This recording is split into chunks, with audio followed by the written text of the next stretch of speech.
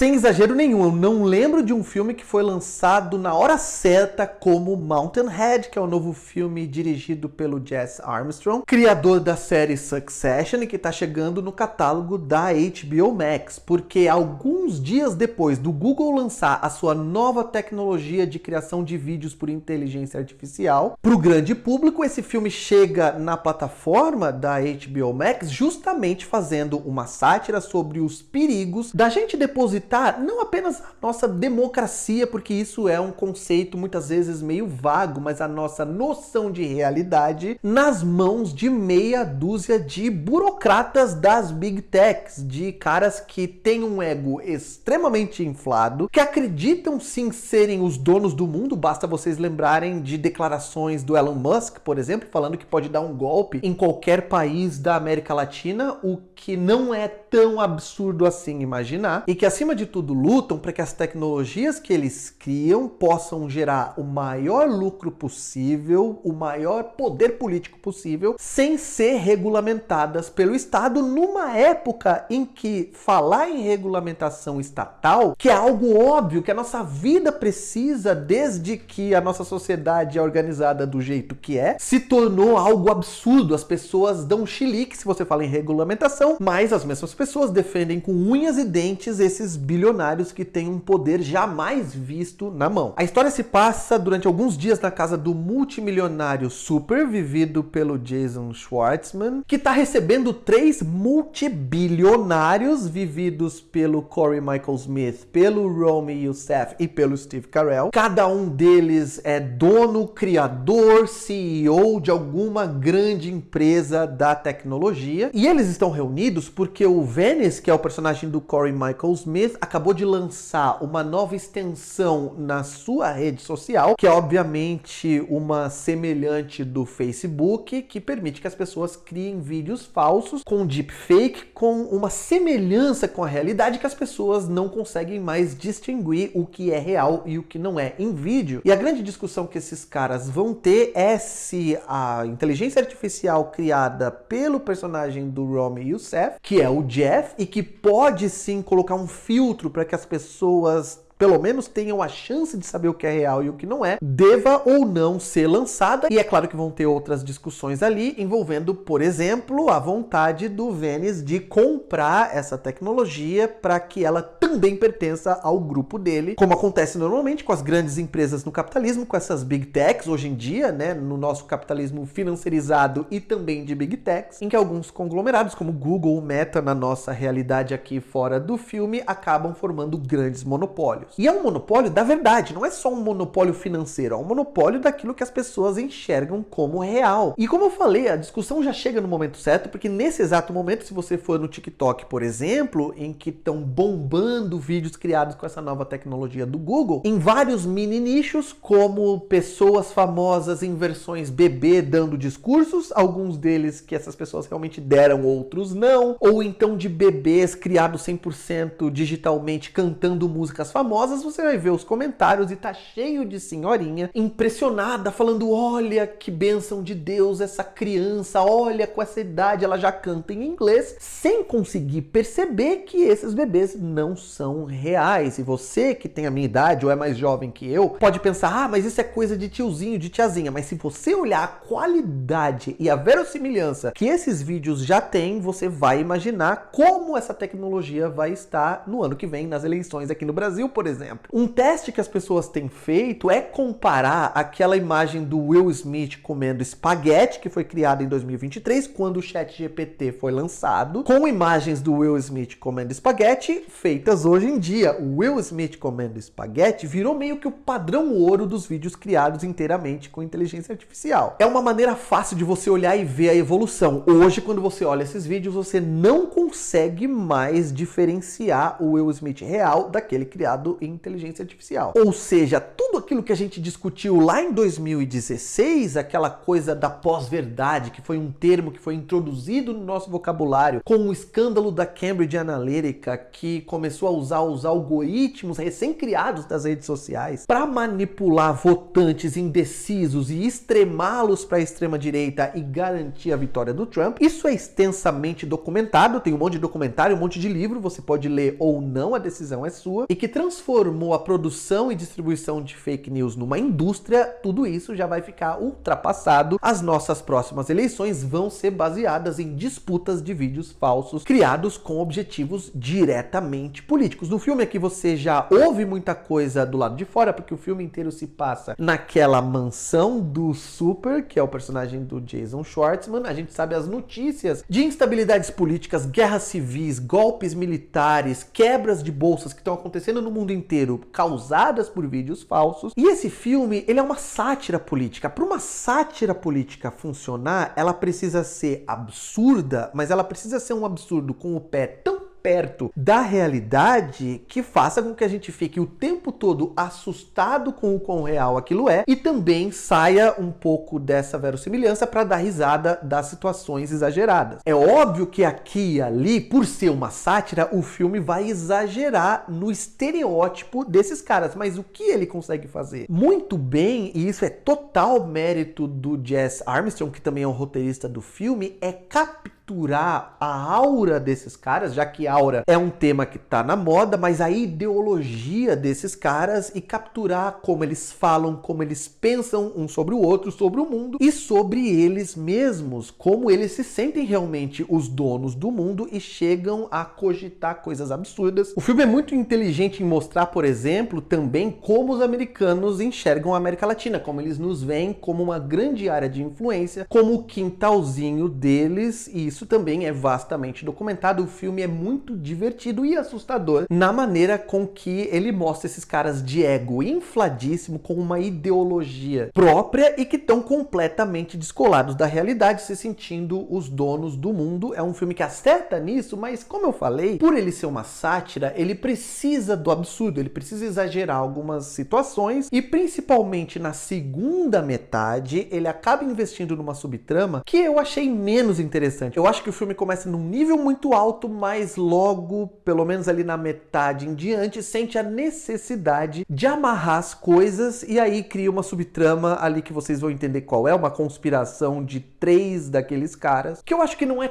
tão legal quanto o que o filme fez até ali, mas isso não atrapalha a experiência como um todo. As atuações são todas as 4 espetaculares e eu falo sem nenhuma hesitação que esse é o filme mais relevante de um ponto de vista do que está acontecendo no mundo agora que você pode assistir. Eu tô oficialmente assustado, quero muito saber de vocês o que vocês pensam sobre o assunto e sobre o filme. Me digam aqui nos comentários, não esqueçam de dar um like no vídeo, se inscrever no canal, clicar no sininho em sempre, para sempre receberem notificações de vídeos novos por aqui. E por hoje é isso. Um abraço, tchau.